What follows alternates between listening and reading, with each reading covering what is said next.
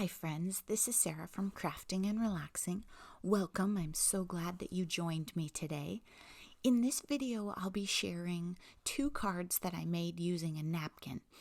Napkins are inexpensive, beautiful, the variety is unstoppable. You can do almost anything. I have another video on my channel, I think. I'll look for it and link to it in the description. The other one was my very first one and the first time I'd ever used Mod Podge. In this video, I'm using a different adhesive, and we'll talk about that when we get there. The first thing you want to do is pick a napkin and then separate the layers. I slowed this part down to real time because you need to be gentle, and it's really good to use a piece of tape.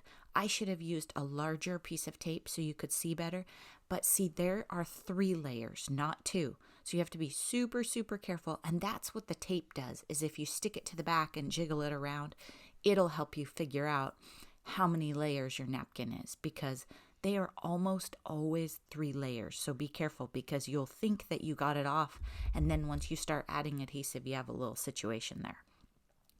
So you can see you need to be kind of gentle with it. I mean, remember, this isn't fancy scrapbook paper. Okay, then we're sped up quite a bit, but you got the idea. And then I just set that aside because what I want is this gorgeous paper.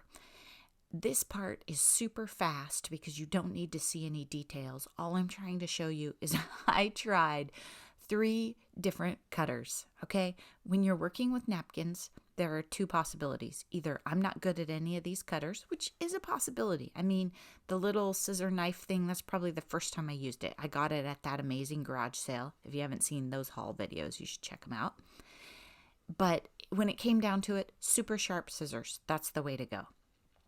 Then I'm just cutting some white cardstock, and I am making 2 cards and not completely consecutive. So I'll talk you through which one we're working on.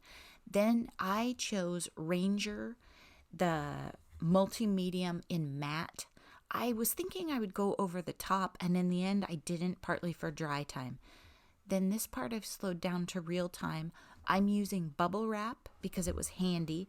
I've seen people use saran wrap. You need to use something that doesn't have any drag but allows you to put good pressure on it. You could use probably like a wad of tulle if you had it handy. I mean, something besides your fingers probably.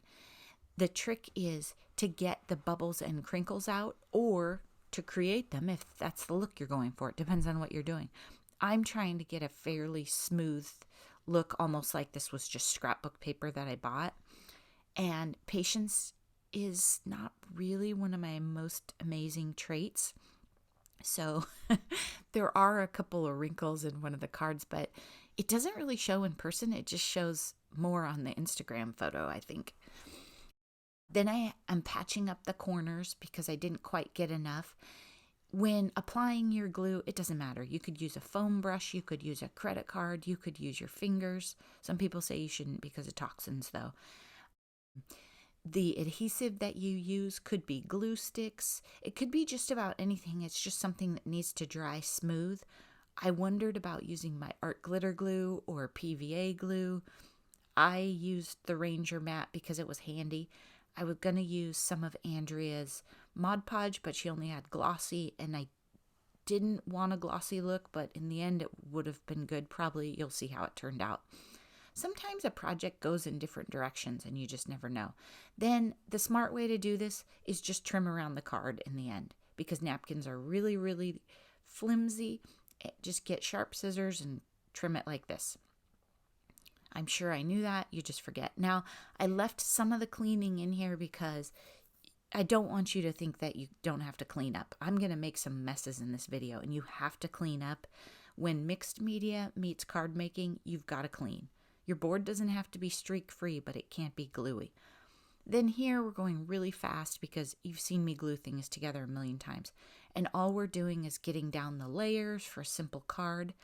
I really would have, you're not going to hear me say this very many times, I would have really liked to use pink cardstock to back that. I just didn't have the right pink. At the beginning I had the colors laid out. I just didn't have a good pink, so I went with the orange. Then I have my 2 die cuts in thanks, and I wasn't really sure if it was going to be one for each card or if I was going to layer them up. But think about how it looks at this point and what I could have done here. And then this is a card that I'm making for a hostess. She threw a work gathering from people from different organizations. She didn't have to do it. It was wonderful and delightful. I had a very nice evening, and she welcomed us into her home, and I wanted to thank her. So I'm trying to make it not be a quick card, but be one of those that when someone opens it up, they really say, wow. And so I'm taking it to the next level. I got out the embossing pad. You know I love the Versamark, and some clear embossing powder. If you're not familiar with heat embossing, I have some videos on that, and also in my beginner playlist, I've captured videos like that for you. It's not rocket science. You don't have to be careful. I just didn't have quite enough powder, and I should have slowed this down for those of you who are beginners right here, because this was a good shot, but my bad. The idea is heat it until it's shiny. The powder goes from sand look to shiny, and be sure your embossing gun is hot. That makes all the difference in the world. Like, let it warm up for a couple seconds before you put it on your project. Then I liked the clear okay, but I didn't have very much. Noni gave me the newer, trendier embossing powder. I don't know if it's called chunky or whatever, but it is like big chunks, not fine sand. And it saves some time, because in clear, I would go over it a couple times to chunk it up. So that first one I didn't like, and I redid it with the chunky, because I was going to redo it with the fine, and I thought, well, that's dumb. Fine is great for details. Chunky is if you want a big glossy look, and I wanted a big glossy look. Chunky gives you a look more like, oh shoot, I forgot what that stuff's called. Hang on.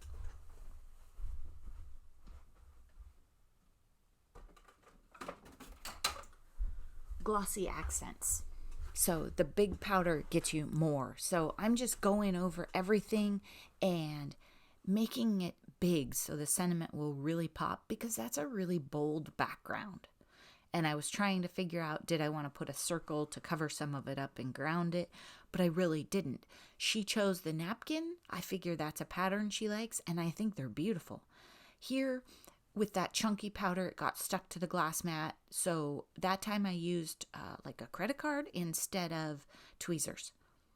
Almost nothing is trash in my house. My husband has figured out that he can't throw anything away without asking me, and my friends give me their trash too. Here I'm using my art glitter glue to glue these together. You can use whatever glue you have. It's just that it needs to be fine to apply it in this manner. You could use maybe the Quickie glue pen. Might be a little heavy because I have so many layers and so much embossing powder on it. But you don't have to run out and buy whatever I have. I hope that I express that enough. I'm using the clear block to weigh it down. You'll see me weigh things down with glass or heavy things.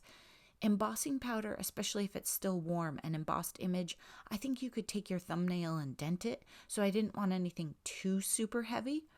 Then I pulled out all the jewels. Pink, I went with orange because it was already orange. So that's the first card completed. And then I thought about it, and I looked at it, and I thought, yeah, that's a perfectly nice card, but let's bump it up a notch.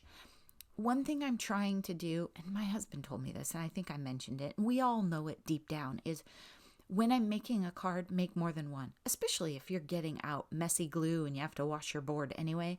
The other thing that does, if you're trying to make a card that you want to be special and nice, you make two and you give your favorite one to the recipient that you need a special card for. This first card right here, anybody would be happy to get it, right? If I send a thank you. But what I remembered was in my scraps, I had a lot of nice bright pinks. So I took it up a notch and I got a nice bright pink out, and I got a white. I still used, of course, the embossed one with the clear on top. The other way you can do this is you could glue them all together and then emboss them. Now, word of warning, I have never glued them staggered like I'm doing here and then embossed. That might be a hot mess. It might turn out awesome.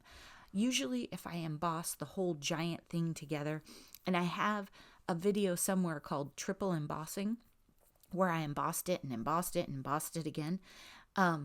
In those, I line them up perfectly. I don't stagger them because then I'd have all those cracks and it'd be weird. I don't know. It probably turned out great. I just have never done it. And what's the point of staggering if you're going to cover up all the colors? The other time I was using silver, but I guess if I was using clear, it would work. Okay, don't worry. I'm going to show you both cards really well. Now I'm going to add some jewels. And this one I put a few more jewels and I used different ones. Okay, so here we go. We're taking a look at both cards. The finished first one. See how you like that. And then here's the second one. So it has iridescent kind of pinkish orange jewels, has a few more, has 3 layers in the sentiment. And just think about how you can take your cards up a notch and thank someone, for virtually, 50 cents for the cost of the stamp for me. Thanks so much for watching, you guys. I really appreciate it. Bye-bye.